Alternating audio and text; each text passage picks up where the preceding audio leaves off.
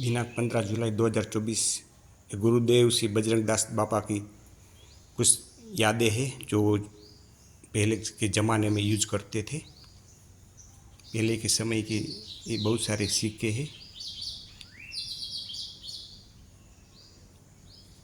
जो कभी आपने नहीं देखे होंगे, ऐसे सिक्के हैं।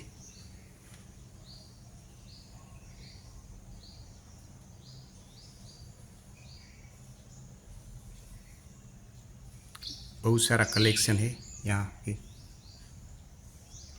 ये दक्षिण तट, जिला हरदा, चिचोट गांव, बजरंग दास कुटी, ये यहाँ का पूरा व्यू है। बजरंग दास बापा है, बजरंग दास नर्मदी हर बहुत सारा यहाँ उसकी तस्वीरें हैं।